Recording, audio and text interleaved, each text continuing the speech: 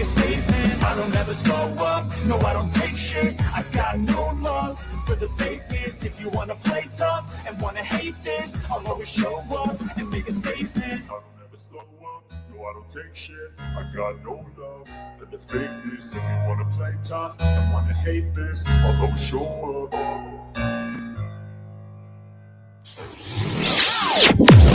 And now, Mike's Thoughts. Ladies and gentlemen, boys and girls, people of all ages, football season is here. Football season is here, baby! This is the time of year that we have been waiting for all year long. Not the Saturday Night Lights, not the Sunday Night Lights, not the Monday Night Lights, but the Friday Night Lights. The marching bands, the suited section, the packed stands, and the feeling you get when you step on the football field, and everything you work for comes down to this moment. This isn't the NFL. These aren't millions upon millions of people watching us. They aren't sold out stadiums across the stadium. But right now, this is our stadium. This is our team. This is our town. Friday Night Lights, baby. Every morning workout, every brutal practice, every drill when we are tired, every time you push through when you wanted to quit, it leads to Friday Night Lights. And when those lights come on, leave everything on the field. Play for the guy lined up next to you. Play for the coaches who believed in you. Play for your family. Play for your friends. Play for your school. And everybody packed in those stands wearing your school colors.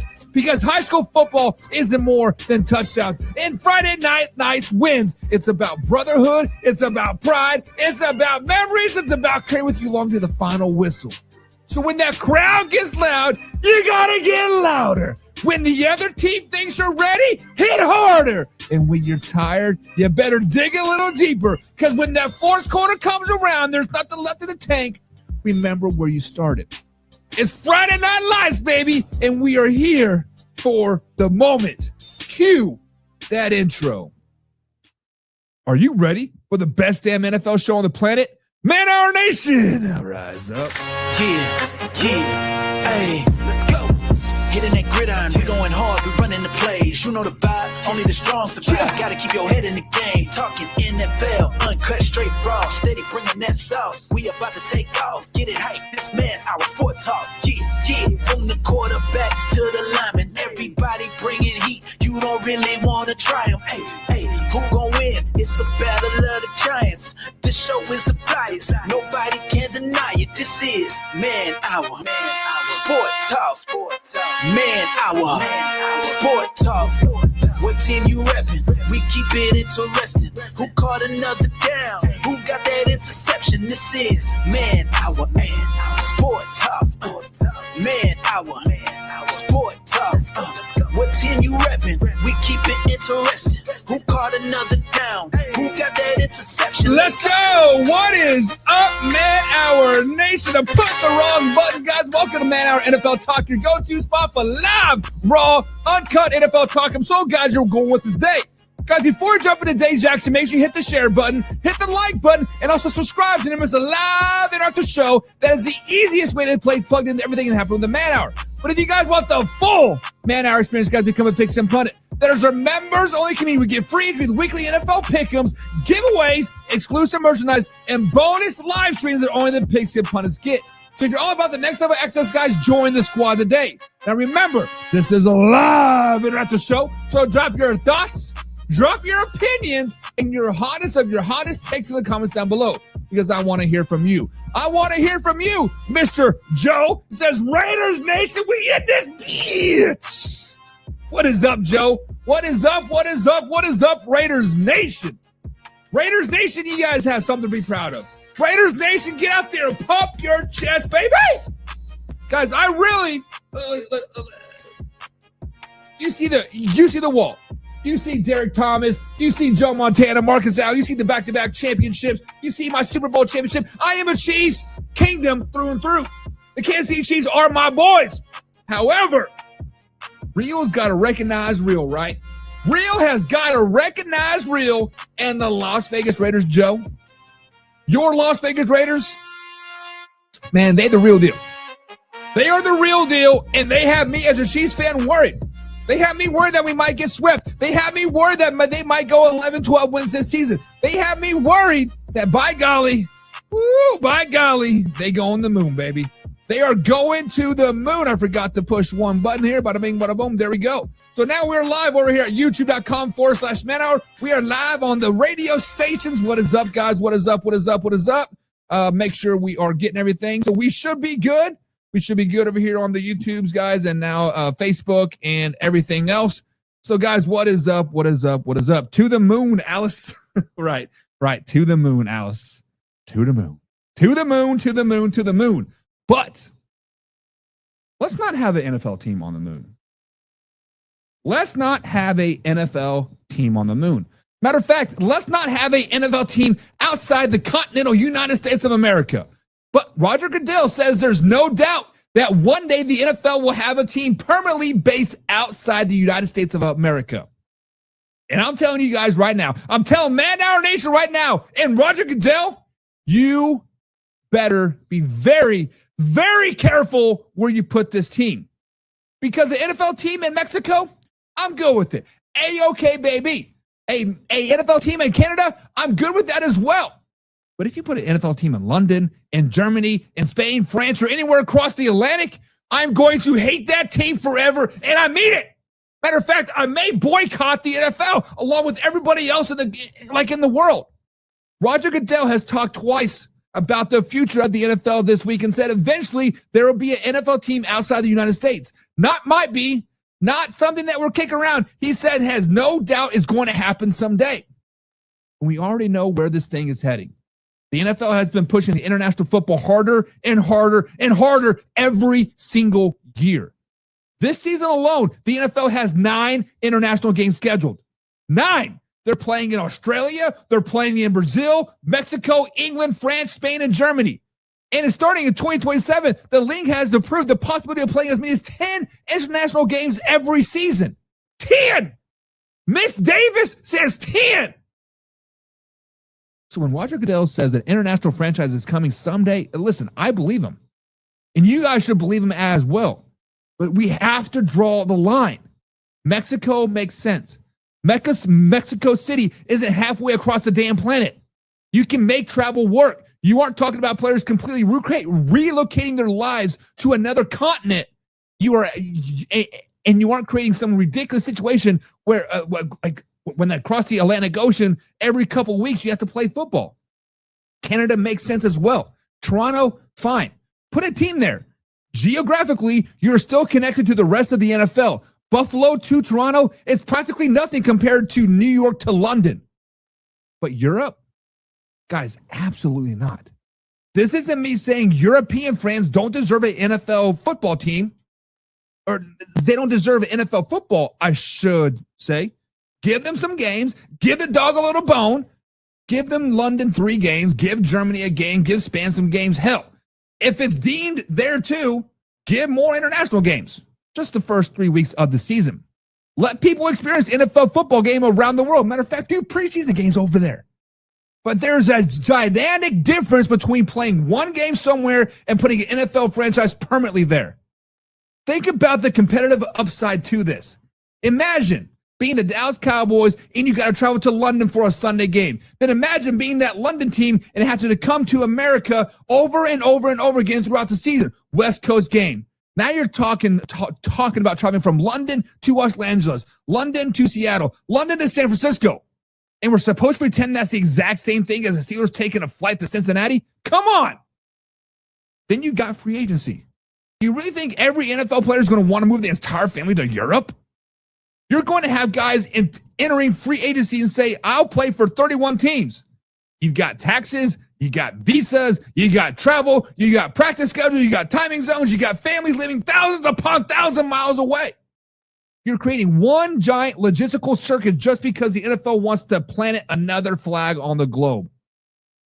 And you know what makes even more sounds crazier? Roger Goodell has actually opened the door to eventually putting the Super Bowl outside the United States as well. If this league established a permanent international franchise first, and he said there are international cities capable of hosting it, but the league would like to see the NFL team in one of those cities before taking the next step. No, absolutely freaking not. International regular season games are one thing, and I hate them. The Super Bowl, you have lost me. This is the National Football League. This is American football. The Super Bowl is one of the biggest American sporting events we have. Grow the game globally. I have no problem with that. Selling jerseys in Germany, play games in London, build youth programs like in Spain. I get it. I love it. And I want some more of it. That is fantastic for the NFL. But everything doesn't have to become a global just because there's another dollar sitting on the table. Keep the franchises in North America. If expansion is coming, you want to go to Mexico City, I'm listening. If Toronto gets a team, I'm listening to that as well. But the second I hear the NFL is proud to introduce the London Jaguars or the Berlin Chicago Bears or whatever the hell you want to call them, congratulations, I officially found my 33rd most hated NFL team in the entire world. I don't care if they've never played a snap. I don't care who they draft. I don't care if they're the most likable quarterback in football. I'm rooting against them because international football games can suck it. But Man Our Nation, what do you think? Do we draw the line here? Or are you okay with the NFL team going to Mexico or Canada? Would you support an NFL team permanently based in Europe? Guys, let me know down in the comments down below. Make sure you hit the like button, subscribe to the Man Hour so you miss a live interactive show as we're live Monday through Thursday at 9 p.m. East Coast time until the NFL season starts. Now let's get into the comments and discuss your thoughts. Laura Johnson is in the chat. She's a pigskin pundit. Pigskin pun. Get you some. What is up, Laura? What is up, guys? Be kind to Laura. She is a Vikings fan, and she's still mad at me about Kirk Cousins leaving, and she's the Kirk Cousins fan club president. So, yeah, sorry, Laura. I'm wearing purple today. It's not for the Vikings. It's for my high school team. Joe says, you can't fight the future, man. The NFL wants to be a worldwide league. Joe, are we not a worldwide league right now? So as much as I hate international games, like I just want to punch international games straight in the face. I hate waking up at 9 a.m. East Coast time and watching football till freaking midnight. It's exhausting. I'm tired of it. But I am with the future on that. If you guys want to have 10, 12, 13 international games, cool. Do it all week 7 and have a league-wide bye week 8. That's what needs to happen. We do not need a team in London. We do not need a team in Australia or France or Portugal or hell, even Brazil for that matter. If they want to do that, bring back NFL Europe. How about that? Bring back a minor league system over there in Europe. Have the XFL or the UFL, whatever the hell it is called, take their teams, go over to Europe, start a minor league process over there. Bada bing, bada boom. There we go. Matter of fact, you could put a pretty good product over there in the spring, March, April, May, June. People would watch it. People watch arena football all the time. Here in Louisville, Kentucky, we loved our Louisville Kings. Make it happen. But to put an NFL team there, come on, go kick some rocks. Isaac says, let's have a game in Antarctica. Well, Isaac, we all know Antarctica is fake. It's just an ice wall around the flat earth to keep everything in. So let's not get crazy, but we know the earth is flat and Antarctica is fake, much with like Australia. Australia is fake as well. If you know, you know. Joe does agree with me. I think Joe might be drunk, but he said, I agree. It's a nightmare logistic-wise, but they're going to make it happen. So, Joe, you are on the West Coast. You are a Raiders fan. Is Vegas in East Coast time or are they still in Mountain time zone? I'm not for sure. But either way, when a team goes from the West Coast to the East Coast and plays a 1 p.m. game, 1 p.m. East Coast time, that team traveling from west to east has a 65% chance of losing that game. Because strictly the time zone change. Because if you are playing a 1 o'clock game and you're a California team or the Seahawks or the Cardinals at some point in the year, I'm not for sure how Phoenix works, but that's going to be 12, 11. So your body's at 10 a.m. Now, you are the San Francisco 49ers. You got to travel to London. That's a 13-hour time change, 12-hour time change or something like that. Now you're playing there at, I don't know, say 8 o'clock at night on a Sunday night or whatever it is, right? You are like 6 a.m., 4 a.m. on your body clock time. That is such a disadvantage to every NFL team. Matter of fact, that's a disadvantage for the London team that has to travel to the West Coast. Now, they're playing a 4 p.m. game on the East Coast. It's noon there, right? 1 o'clock, I guess. And they're like, damn, it's time for bed. It's 11 o'clock at night. It just, the facts are not facting. And Mike says Goodell went to Chicago to get them to go overseas. That is a false statement. Mike, your trolling aspects sailed there, because if any team was going to go overseas, it would be the Jacksonville Jaguars. Even though they're building that multi-billion-dollar stadium, it would be the Jacksonville Jaguars to go over there, because they play 2 games over there as is, right? Goodell got to go. If Roger Goodell goes, the Las Vegas Raiders might win a Super Bowl. Because Roger Goodell has something against the Las Vegas Raiders. Every time they get good, chopping down at the knees. Old John Gruden had the thing turned around. They were cooking, they were living the dream, and they're like, nope. Here's some leaked emails from 20 years ago. Isaac says Joe's Raiders should relocate to Europe. No, honestly, Isaac, the Raiders should relocate back to Oakland or even LA. That's where they should go. Bring back the black hole, baby. If you want some greatness, bring back the black hole. Yender says, slow it down, baby. Yender said, send my Pittsburgh Steelers are all like over there because nobody likes Pennsylvania. Not wrong. Not wrong. And Laura says, no way. Pigskin Pundit. Pigskin Pun. Get you some. She says, no way. No way the NFL is going over to Europe. And she said, don't start that Kirk Cousins lover crap over here. Guys, Laura Johnson is the president of the Kirk Cousins fan club. She loves her some Kirk O'Chains. It is what it is. Joe says, I'm not saying I support it. I agree about the disadvantages with the East Coast travel, but there are too many 60,000 seat stadiums waiting to sell out and not do it. The NFL is blinded by the dollar signs. Joe, you are absolutely correct. I'm not saying you did support it. You were just bringing the logical side of aspect. $1 bills, y'all. All about the almighty dollar. But what is it logistically going to take to make this stop? To make the NFL stop from going overseas and expanding its brand? Because first of all, can we all agree that 32 teams is perfect? Can we all agree that 32 teams in the NFL is perfect? If you're going to add 2 more, you might as well add 8 more to make it a nice 5 for every division. Can we all agree with that? Either 32 or, I guess, 40. So with that being said,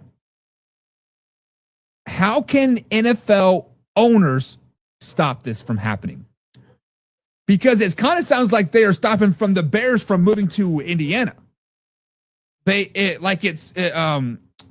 many times did they block the Raiders move to Vegas? How many times did they stop the St. Louis Rams moved back to LA?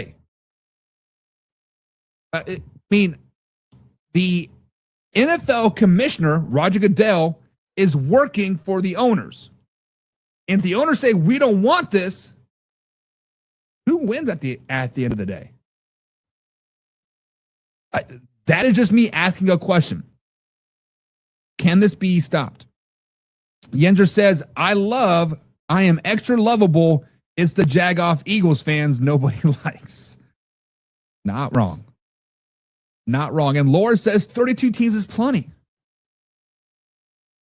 And I agree, Laura. And honestly, if you think about this, even if you add 2 more teams, just 2, that is what, 108 more players at least on like active rosters.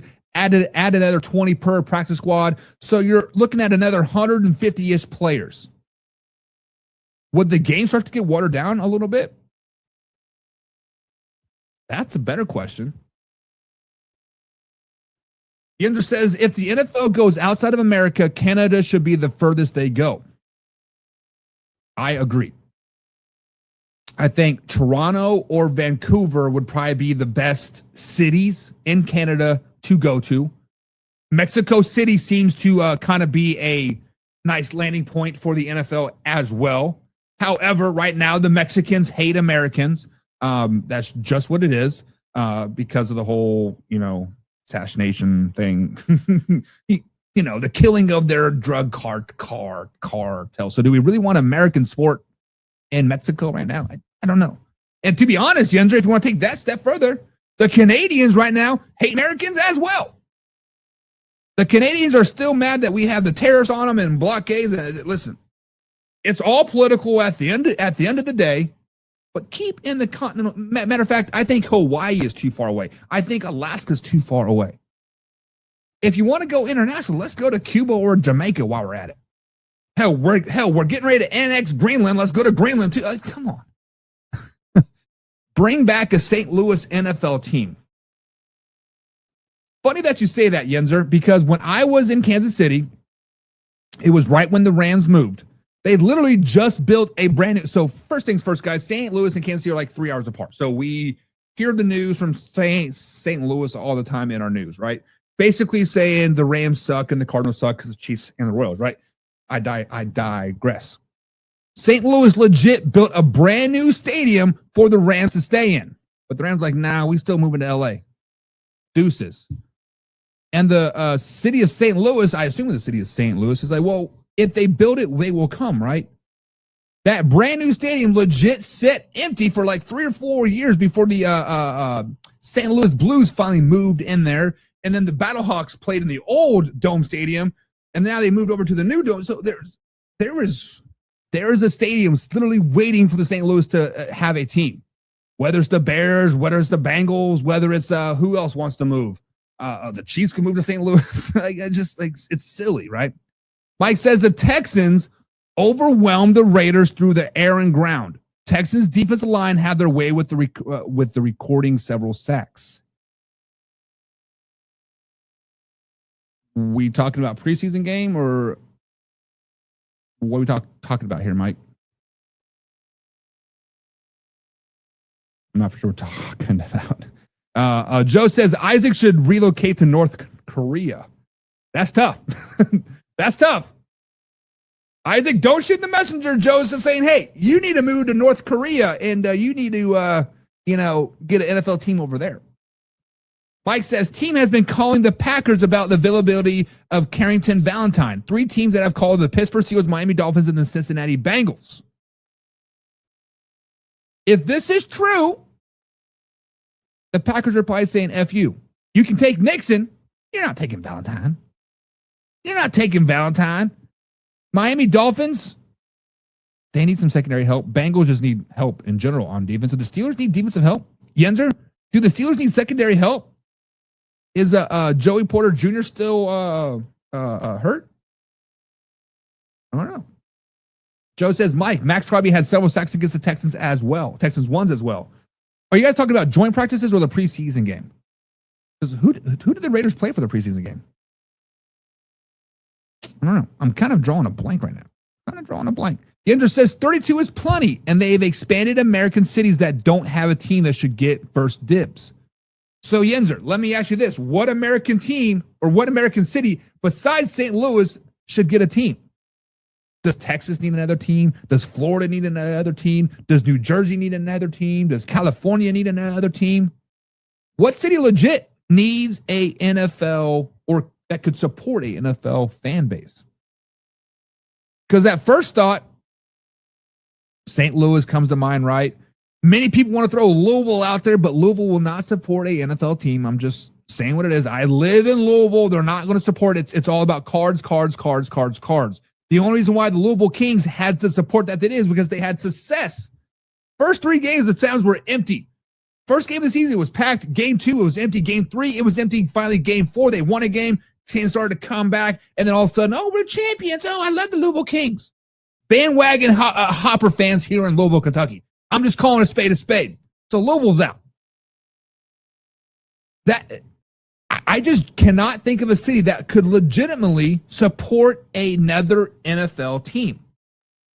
Many people are like, I'm going to say Billings, Montana, or Boise, Idaho, or Bismarck, South Dakota, or I think the criteria for an NFL team, the reason why Tampa Bay Buccaneers is not called the Tampa Buccaneers is because of the city, right? Like you have to have so many citizens within the city. So that's why they called it Tampa Bay, so they could make that circle bigger to, quote, support the fan base. So I don't know. What NFL or what city could use a NFL team? And Steve says Oklahoma.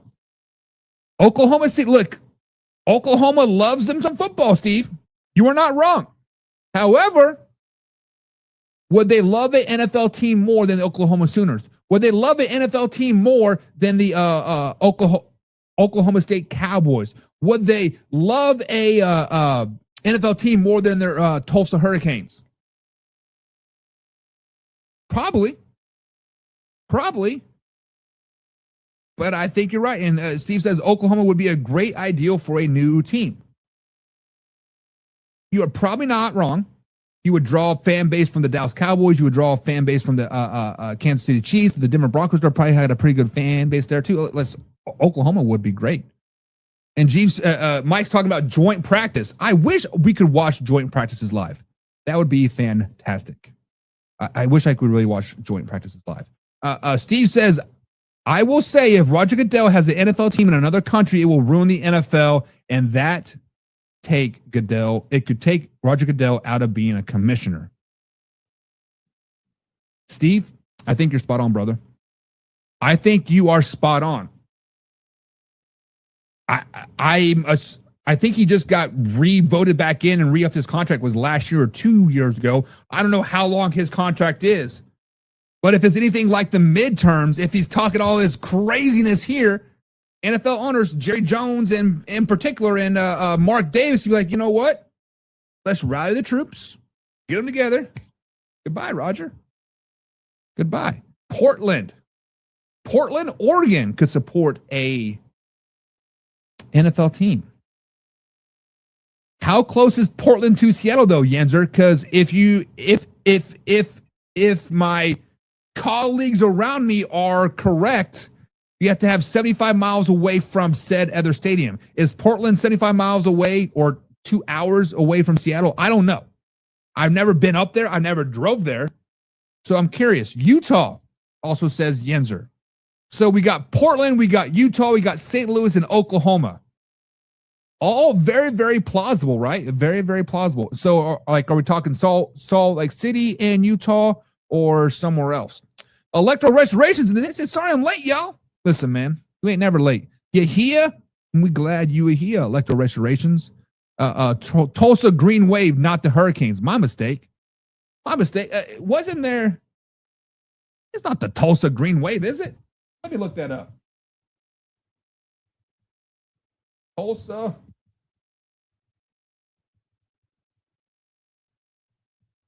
College mascot. Gus T. Yeah, it is the Tulsa Golden Hurricanes. I knew what I'm talking about, Steve, because I always thought it was funny that the Tulsa Golden Hurricanes were in the middle of Oklahoma. They are. If you're talking about the Green Wave, isn't that Marshall, right? The Marshall's the Green Wave, I think. Electoration says, you see, it's a fight night at Dallas and New Orleans joint practice. 11 fights broke out. Listen, that's why I love joint practice, baby. That's why I love joint practices. Portland's 174 miles away from Seattle. So, yeah, that would fit perfect. They are within that. They're not within that 75-mile radius. So, Portland's a good one there, Yinzer. I do like Portland. Joe says Goodell is the owner's puppet. They're not getting rid of him. Well, if they don't want to go overseas, they'll get rid of him, right? I mean, pretty much that's what a commissioner is just a yes man, right?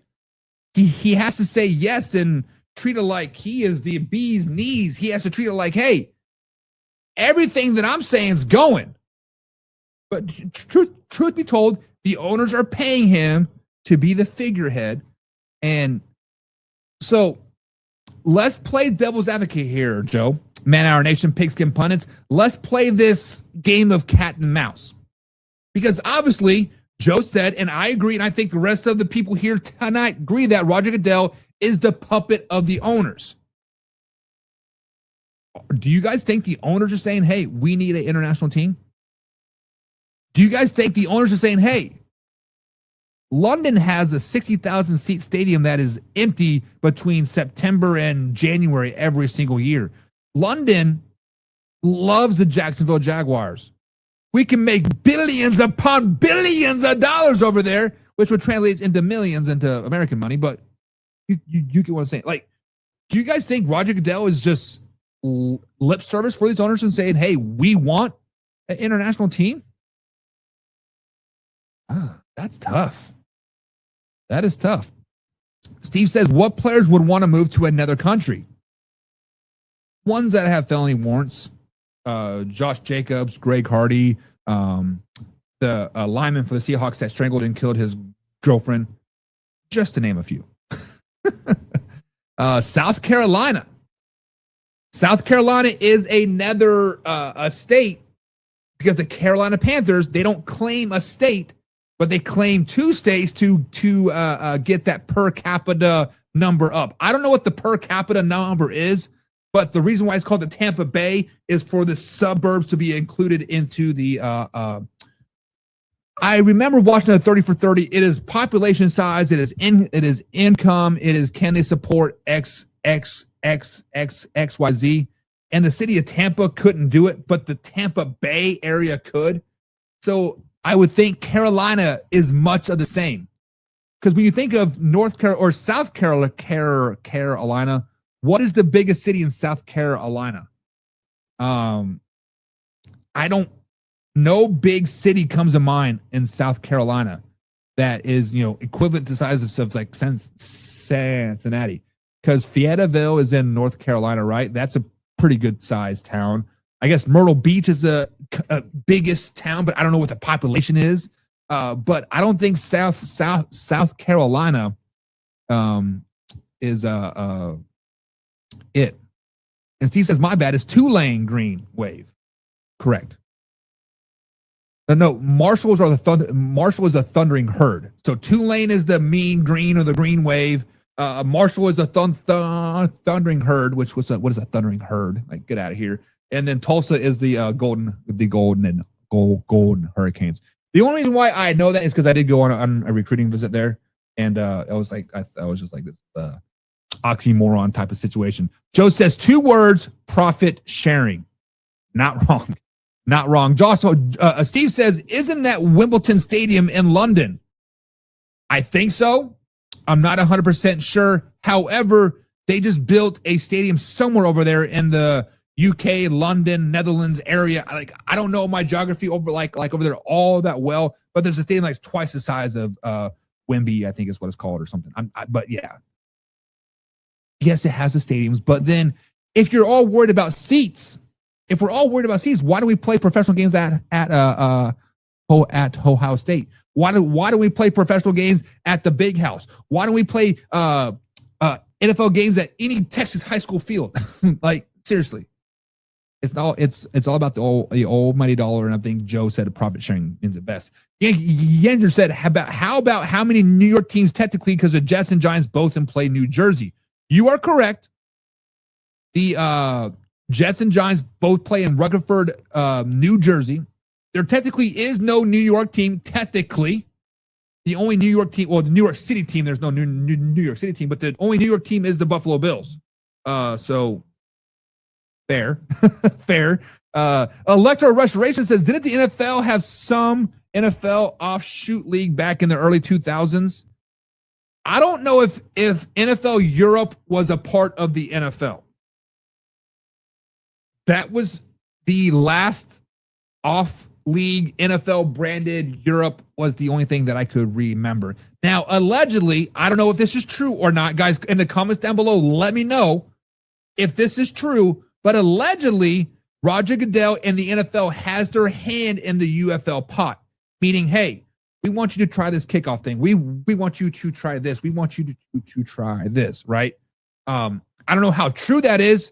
I've heard it regurgitated by somebody and bits and pieces, and I don't know how true it is. I never looked it up. I was like, well, that's kind of foolish. Why would the NFL ever entertain that?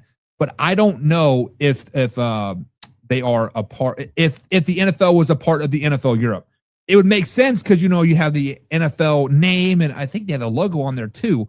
But honestly, the NFL just needs to absorb the Canadian Football League, the CFL, make those fields 110 or 100 yards long instead of 120 yards long, streak it down to 53.5 yards instead of 60 yards, and bada bing, bada boom, we are already there.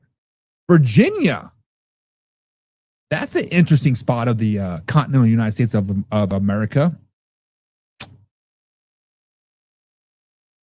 Because you got Virginia Tech, obviously you got Virginia.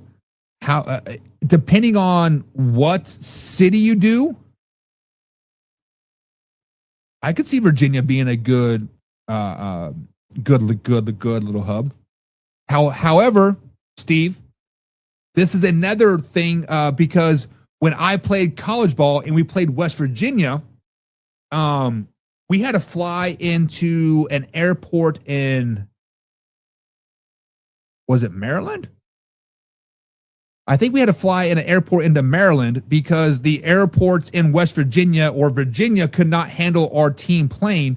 And we had to drive like 3 hours through the country backside mountains, and we heard the bing, bing, bing, bing, bing, bing. So you have to think about airport logistics. Is there an airport in Virginia that could handle, 757s? I would assume that teams are flying on. I don't know much about the aerospace stuff or whatever, but I would assume that would be it. But no. Steve also says, but there has to be more than one team expansion. Yes, I think if we're going to expand, we have to expand to 8, Steve. Like I am, because I think we all kind of agree that 32 is the perfect number, 4 in every division, 8 divisions, 8 across the board. If we're going to expand, we want to expand to 40 teams. It's not 2 here, 4 there, or 6. It's either 0 or it's going to be 8, 1 for every division. I think that just has to be it. So the NFL Europe was a part of the NFL. Thank you, Steve, for clarifying that. European League was a part of the NFL. Like back in the day, the USFL was a part of the NFL. I don't think that's 100% correct, Steve, because wasn't the USFL the team that Donald Trump bought in the Jets, and they were competing with the NFL, right? I'm pretty sure the USFL was competing with the NFL, and ultimately the NFL absorbed them. They're like, we're just going to buy you guys out. The reason that I know this is because I listened to an audiobook about Donald Trump. I think it was called The Art of the Deal. And halfway through the book, he bought it was the Jets now. So he purchased the Jets, and they were going to go under. He purchased them, turning around. Because was it Dan Marino that was drafted by the USFL? Can't remember. But yeah, either way, I'm pretty sure the USFL and NFL were rivals, kind of like the AFL and the NFL were rivals, and then the AFL got absorbed, and then the USFL got absorbed. This was like the 60s or 70s, way before my time, Steve. Probably way before your time too. Pedal Thatcher, I hear banjos. Listen, Joe, I shit you not. There have been 3 times in my life that I've been legitimately scared. The first one was when I was driving to Atlanta, actually Peachtree, Georgia, and it was about 3 o'clock in the morning, maybe 2 o'clock, and I'm driving through the mountains of Tennessee, and then you get into Georgia, then you're going back into Kentucky. It's like this Archie, you change 4 states in 3 miles type of road. I think it's Interstate 75 South, maybe. I'm not 100% sure. But man, I had to pee. And have you guys ever had to pee so bad when you just grab your bottle and you pee in the bottle and you're driving down the road and you have a liter soda pop and that gets full and you panic? Well, I panicked. I stopped off on the side of the interstate. I'm the only car out there, pitch black. I'm sitting out there peeing, pitch black, not a car with probably within an hour of me. And I was legitimately scared. I didn't know where I was at. I didn't know if I was in Georgia or South Carolina or Tennessee. I didn't know where I was. I just know I saw an Eastern time zone on this side of the road and Central time zone on this side of the road, and it's black. And I'm like, man, if something wants me, I'm going to die. Okay. Second time was when I was very, very young. Me and my pops were sitting on the front porch watching the tornadoes come through, and we're sitting in this cul-de-sac, and the tornado goes down, spins around, and my mom's like, get your asses inside. And my dad's like, it's too late. So I was legitimately scared then. And the third time was driving through the back hills of West Virginia at 4:00 in the morning on a charter bus heading to a football game. So yes, I had my bag clutched in like in my blanket place. Please get there. Please get there. Please get there. Yeah, so we definitely pedaled faster. We didn't even hear the banjos. We could see like the sound notes flooding through the waves. Like that's how loud they were. Steve says, and if there was an NFL expansion of the team, there would be a realignment of the divisions, as there should be. Much like the college game, the conferences right now are kind of silly because you got take the AFC West for example.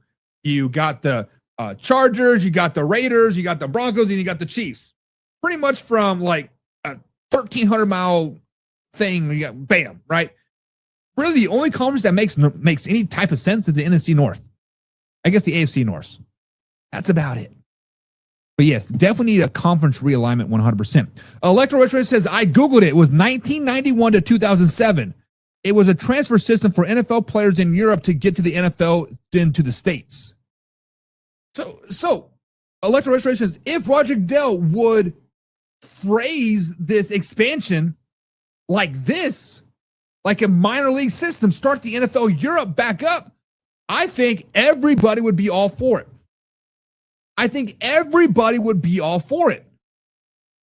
But to have a true NFL team overseas, I think that is where we cross the line.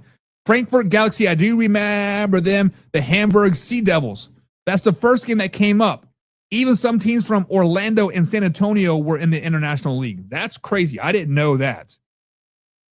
Did not know that. So, and San Antonio is another team that should, another city that could house a NFL team probably. Frankfurt Galaxy, I do remember them very, very well. That's a team that I remember. Electrosha says that Herschel Walker was a USFL rushing leader before he came to Dallas. Jerry always looked for those offshoot leagues. Yes, there were several players that went out there. It wasn't Dan Marino. It was Jim Kelly, I'm pretty sure, that went to the USFL and then went to the Buffalo Bills. I could be wrong. Like I said, I could be wrong, but I'm pretty sure that's what it's coming to. And like Steve says, you could be right, but Jim Kelly and other players played in the USFL, and the Bills drafted Kelly. So yes, there were some other quarterbacks as well. I think John Elway also got drafted by the USFL, like second or third overall, but he's like, no, I'm going to go to the NFL. Now this is all in Trump's book. I don't know how truthful the book is by any stretch of the imagination, but they were overpaying a lot of NFL players now that we know. Jim Kelly, paying them a lot of money to come to the USFL to make them, grow. Steve also said, I believe Reggie White played in the USFL as well, and Steve Young, and he had a check on that. Steve Young sounds familiar. I guess I could Google it, but it's good trying to just remember things, right? I kind of like that. Kelly and Marino and Elway were the class of '83, but Jim Kelly's rookie card came out in '87. Because he did play 4 or 5 years, I guess, in the USFL. I thought it was Marino, but you are correct. It is Jim Kelly. Now that I heard that, it triggered it, right? So 100% correct on that. But let's go ahead and scroll down here, guys. It is what is today? Today's Tuesday? Is it Tuesday? Damn.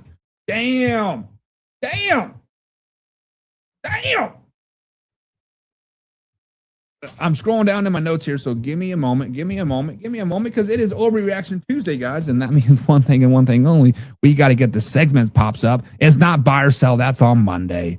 It is time for Overreaction Reaction Tuesday, fam. Let's get into it.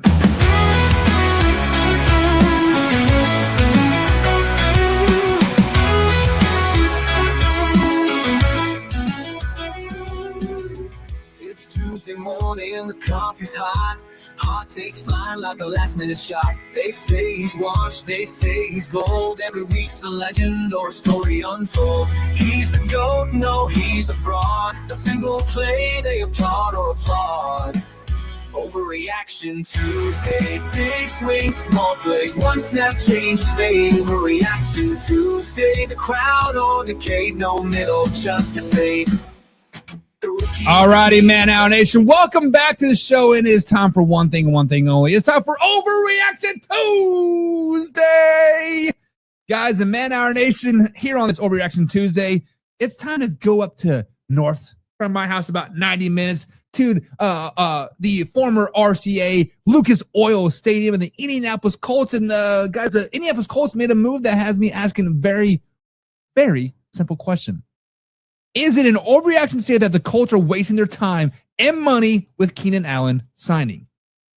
Guys, the Indianapolis Colts just agreed to a one-year deal with the 34-year-old receiver worth up to $8.32 million. The Colts have been looking at Allen for months, and now Shane Steichen finally got his guy.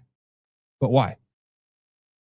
Picks and pundits. Man Hour Nation. Comment down below. Are the Colts getting a veteran weapon? Or are they just getting a receiver whose best football is already sitting in the rearview mirror? Let me know down in the comments down below.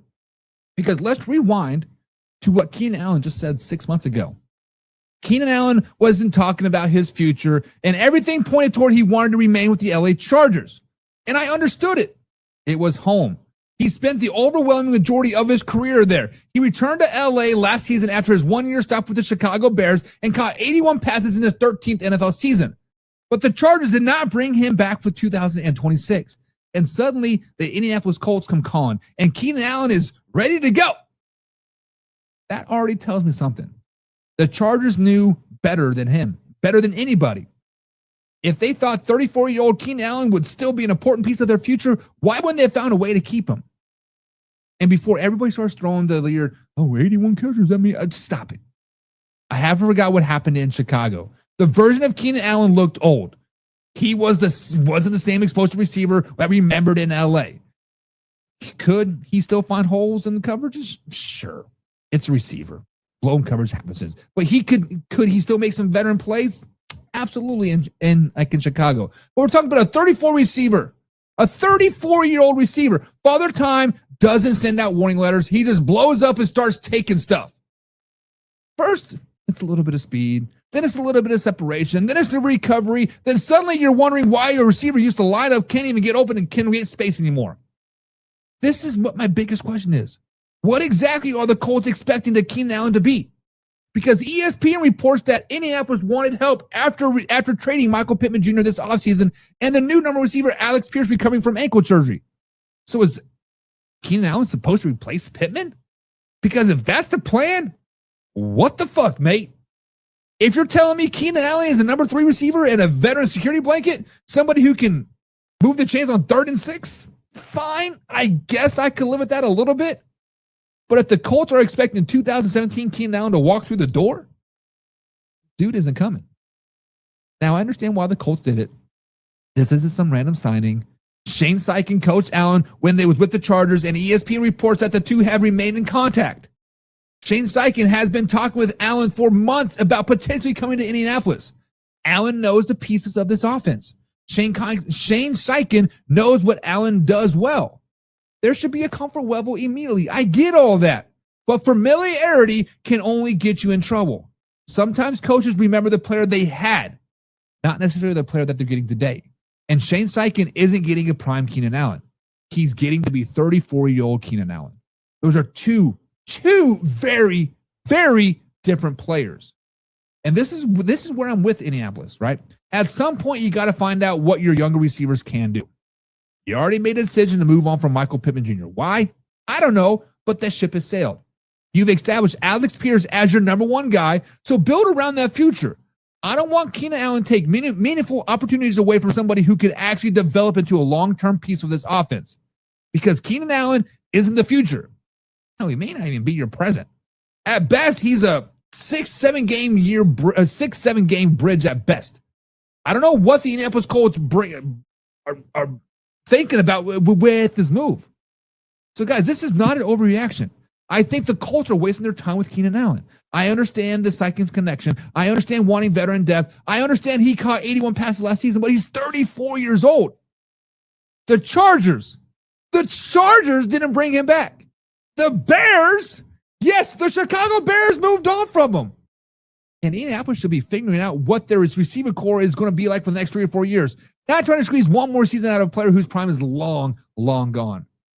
If Keenan Allen comes in at a rotational receiver and catches 40 or 50 balls, I guess that's fine. But if you're expecting him to replace Michael Pittman Jr. and become some major piece of your offense, good luck with that. But man, our nation, what do you think the Colts fans in general, what are we doing here? Do you guys like the Keenan Allen sign, or should Indianapolis just give those snaps to a younger receiver?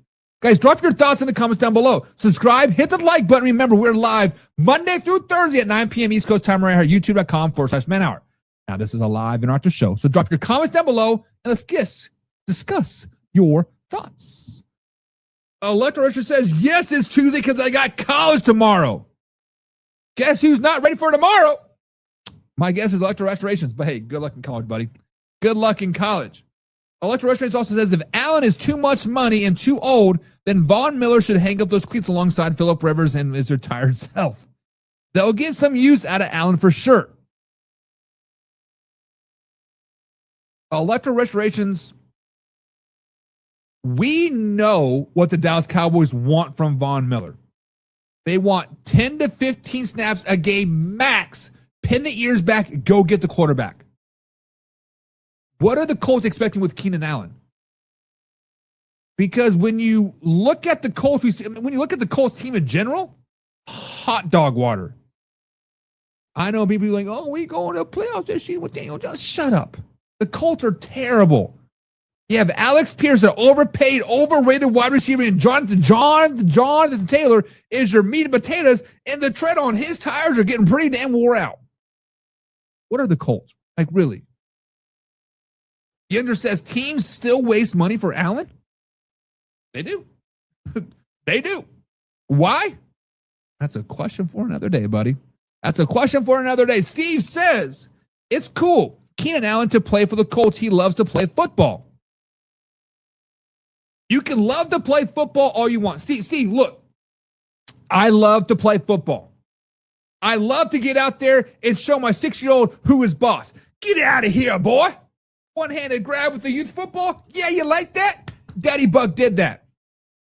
However, can I still line up and play against people my own age? Hell no. Can I get up and line up against the greatest athletes in the entire world? Oh, hell no. I may be able to hold my own for a play or two and like, oh, shit, my back. Oh, shit, my knee, my pussy, my neck, my pussy, and my crack. Right. Like how that song goes? My neck, my back. Oh, ow. Right? Come on. You can love to play football all you want. Go play some semi-pro, Keenan Allen. Go play the 37 and under you. Go do something with that. Cool. You love to play football. You love to play football. He loves to get stolen money. Who is this? Kirk Cousins? Electra says that hopefully they just need him to be the vet guidance and depth. Are you talking about Von Miller or are you talking about Keenan Allen? Because you're talking about Von Miller, he will be the vet guidance for sure. And he'll go get you 6-7 sacks this season. We talked a lot about Von Miller yesterday, Electra Restoration. I know you're a Cowboys fan. I will have that clip posted tomorrow. So youtube.com/manhour at 9 a.m. I will have that clip posted for you guys if you want to listen on my thoughts about Von Miller. We went into that a lot yesterday. Steve says, wow, Jim Kelly rookie USFL card graded a 10 is $1,000. Not to sound ignorant, Steve, Man Our Nation Pigskin Pundits, but is that good? Like I'm not trying to sound like a smartass, but like I'm legitimately asking, like, is that good? I know the value of cards are way up. My kids right now are into collecting Pokemon cards, and when I was younger, I had a stack of Pokemon cards that I have a couple $5,000-$6,000 cards that I was like, oh shit, that's cool. But for a football card, is that good? Like I'm not trying to sound facetious or condescending. Like that is a legitimate question. Is $1,000 for a rookie card for Jim Kelly good? I'm just curious. Electration says for Allen and Miller to be the veteran presence on their team. Let me pull up the Colts roster real quick. Because outside of Alex Pierce, who are their receivers? I know since I'm breaking down the Colts next week and their win-loss prediction record here. So I should probably know who the receivers are, right? Josh Downs and Keenan Allen are the 2 and 3. So, yes, I know they got Tyler Warren, a dog at tight end. Mo Alley Cox, a dog at tight end. But Josh Downs, was he their deep threat guy last season, like the little speedster? I'm pretty sure that was him. Yeah, 5'9", 170 pounds. So, yeah, he is definitely the little speedster guy. 500 yards last year, 4 touchdowns. Keenan Allen is coming in listed at number 3 receiver right now. But then outside of that, they have Nick Westbrook, Inikine, Anthony Gould, Dion Burks, Coleman Owen. They have freaking now. Listen, I can see why you'd go out and get a Keenan Allen now. I don't know any of these names on the Colts wide receiver corps besides Josh Downs, which I vaguely remember from last season, and then Alex Pierce. Touche, Indianapolis Colts. Touche. Can I rephrase my overreaction? No, because I still think it's a little overreaction that they're thinking that what they're going to get from Keenan Allen. Maybe they're hoping that the Packers or the Eagles will cut one of their 17 wide receivers and they can pick up one of those guys. That would be good, right? That would be good. That would be good. But you know who else might be getting cut? Or actually may not even be playing ever again? And our nation, welcome back to the show because it is Overreaction Tuesday, and this one might sound absolutely ridiculous when you hear it at first. But once you look at this injury history, maybe it's not as crazy as it sounds. But man, our nation is in an overreaction to say that Jordan Tyson will never play in the NFL. Not that he will struggle, not that he will be a disappointing rookie season. I'm asking if this dude will actually ever get into an NFL field on a regular season game. Man, our nation, let me know down in the comments down below. Will Jordan Tyson's Saints rookie wide receiver ever play a snap in the NFL? Let me know down in the comments down below. Because here we go again. The Saints' first-round pick is expected to miss roughly 2 months with a right hamstring injury. Tyson suffered the injury during joint practicing with the Jacksonville Jaguars, and according to ESPN, a 2-month recovery would be potentially put his return around week 6, week 7. Remember, this is the 8th overall pick in the NFL draft. The New Orleans Saints drafted this dude to become a major weapon alongside Chris Olave. Instead, before he even reached week 1, we're talking about how he might even be healthy to play it. And that's where this starts getting concerning. This is what makes the story bigger than one pulled hamstring. Tyson has already dealt with injury issues since arriving in New Orleans. ESPN reported earlier this summer that Tyson and Chris Olave spent significant portions of the offseason practice separated because of both dealing with injuries. And according to ESPN's latest reporting, the hamstring injury is separate from the issue Tyson dealt with earlier during the spring. That is a red flag. We're not talking about one lingering injury. We're talking about another injury before his rookies even started. At some point, availability becomes a part of your evaluation. This isn't some 6th-round development receiver. This is the 8th overall draft pick. When you spend that type of draft capital on a receiver, you are expecting immediate impact. You want him on the field week 1. You want him in the building chemistry with your quarterback. You want the defense preparing for Chris Olave on one side and Jordan Tyson on the other.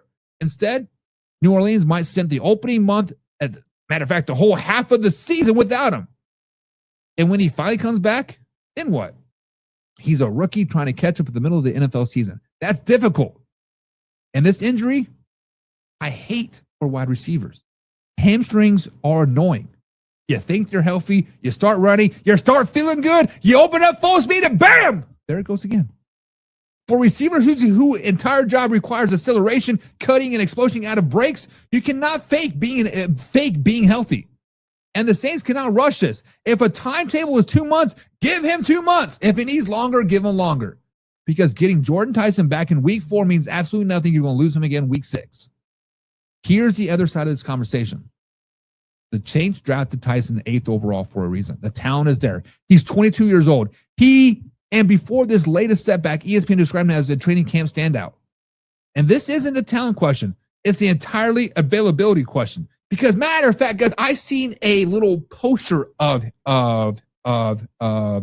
It was a full body scan, and the scan says injury pending, meaning it's not if he gets injured, it's when he gets injured. Can this kid finally get healthy enough to show us why the New Orleans invested a top 10 pick in him? Because until he does, everything we're talking about is potential. So, yes, slow it down. This is an overreaction. I'm not ready to say Jordan Tyson will never play in the NFL. Come on. He's 22 years old, 8th overall pick, and we're talking roughly about 2 months, not 2 years. But am I starting to get concerned? Absolutely. Because he's already dealt with an injury during the spring, and now he's dealing with a separate hamstring injury that could wipe out the first 2 months of this rookie season. Eventually, Jordan Tyson has to get on the field. Potential doesn't catch touchdowns. Draft position doesn't catch touchdowns. Being healthy enough to actually put the uniform on does. So, yes, saying he will never play NFL is an overreaction. But if these injuries keep stacking up, the conversation is going to get uncomfortable very, very quick. But, Man Our Nation, are you worried about Jordan Tyson's injury history before the season has even started? Let me know down in the comments down below. Electrician says Chargers need Truson Holden. He just got cut from Dallas. That was number 80, right? Number 80? Think. Steve says, I want to see what happens with Bryce Lance, wide receiver from North Dakota State, drafted by the Saints. I want him in Green Bay. How many receivers in Green Bay do you want, Steve? Don't you guys have seriously 17?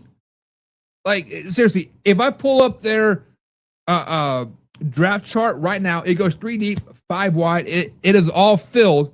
And I think there's a couple more that I just saw get cut like a couple of days ago. So you might be down to 15. But Bryce Lance, wide receiver from North Dakota State. I don't know anything about him. I'll have to go check him out. I'm going to have to go check out his film, Steve. But if history shows, North Dakota State's players are kind of been swing and misses in the NFL. If you want to go with Carson Wentz and Trey Lance, right? We'll have to check him out. But guys, that is my time today here on Man Hour. Thank you for joining us right here on the Overreaction Tuesday. The last overreaction was about Bears running back. Oh, how do you say Monangai? Is that how you say his name? Monangai? Is it an overreaction to say that he is injured? And I'm not going to answer that question for you. I'll let you guys figure that out down in the comments down below. Electrician says, yeah, Holden is a guy who muffed the punt against the Seahawks last week. And Electrician says, also total overreaction. Tyson was a stud at Arizona State. He's got much talent not to see what's good in him. I agree. I think it's a little bit overreaction. You need to slow down, Buck. You need to slow down. But then, guys, we'll be back tomorrow. Live, raw, uncut, 9 p.m. East Coast time right here, youtube.com/Man Hour. Until then, guys, we out. Hey, now it's time to take off. Gotta keep it live and raw. Better stay tuned in. Man Hour, NFL talk. I know that you're ready for more. They on the field, ready for war. Who's in the lead? I'm checking the score. We about to do it like never before. NFL live, uncut, raw. This is Man Hour, NFL talk. Let's go.